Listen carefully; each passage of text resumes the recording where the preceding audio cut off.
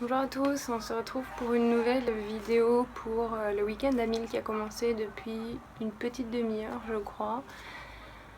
J'avoue que je voulais pas trop y participer, enfin je vois pas trop... Enfin, c'est une participation facultative je dirais, puisque je suis un petit peu en panne de lecture. Ça fait 2 semaines que je me trimballe 2-3 romans en cours. Et donc ça me semble un peu mal barré pour faire 1000 pages ce week-end, sachant qu'il y a des gens chez moi. C'est aussi pour ça que le fond n'est pas le même que la dernière fois que j'ai filmé. Donc on va bien voir. En plus je teste un nouveau concept avec le vlog pour ce week-end, si j'arrive à m'y tenir. Donc il y a une vidéo ce soir, il y aura sûrement une vidéo demain et dimanche pour parler un peu de la fin du bilan. Enfin la fin du week-end pardon, et je ferai sûrement une vidéo bilan si ça a fonctionné ou un condensé entre cet été, le week-end, etc. Je sais pas trop comment je vais goupiller ça. Donc là pour l'instant je vais vous présenter mes 3 romans que j'ai en cours depuis 1 ou 2 semaines. J'ai pas d'autres pales de prévues foncièrement. Après comme je participe au challenge de l'été de Saefiel, donc j'ai encore quelques livres dans ma liste, donc je piocherai sûrement dedans. Et bon c'est parti pour vous présenter mes lectures en cours. Donc au début de la semaine je me suis remis dans Harry Potter, donc là c'est le premier tome.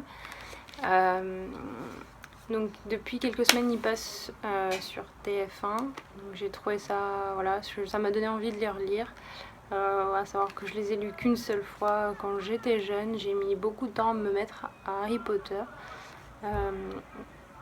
Et même quand je m'y suis mise, à un moment donné, j'ai été un peu cassée dans ma lecture par le tome 5. Donc j'ai mis du temps à reprendre ma lecture.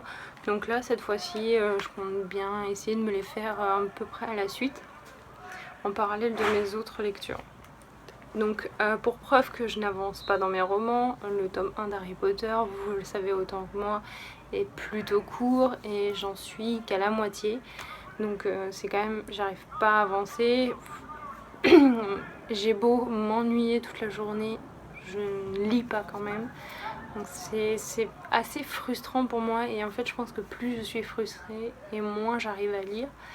C'est un peu compliqué en ce moment, surtout que voilà, je voulais profiter de l'été, de ma période de chômage pour avancer dans mes lectures, pour avancer sur le blog, etc. Et en fin de compte, il se passe rien du tout. Il y a 2 semaines, j'ai commencé M pour Mabel de Hélène MacDonald chez Fleuve Édition. Donc c'est une autobiographie où l'auteur parle de son deuil et de sa passion pour la fauconnerie, et surtout de la domestication d'un autour qu'elle a adopté. En parallèle, elle parle d'un autre auteur, donc de T.S. White, l'auteur des légendes arthuriennes, qui lui aussi a écrit un roman sur le tour, et qui a eu beaucoup de difficultés à le domestiquer. Je suis même pas sûre qu'il l'ait réellement réussi, et qui a aussi, comment dire, n'est pas heureux dans sa vie, voire même je dirais déprimé. Donc c'est assez intéressant le parallèle entre les deux d'une certaine façon, parce que voilà, Hélène elle analyse tout, son deuil, la domestication, le comportement de T.S. White, etc. Mais j'avoue que j'ai un peu de mal. C'est pas compliqué en soi, il y a beaucoup, c'est voilà, c'est un gros langage de fauconnerie. Après, franchement, moi je trouve que c'est plutôt clair, mais c'est vrai que enfin, ça me passionne pas, quoi. Il se passe pas grand chose, et hormis quand quand elle analyse son autour, la relation qu'elle a avec, là où oui, ça devient un peu plus intéressant. Mais sinon, je sais pas, j'arrive pas à rentrer dedans.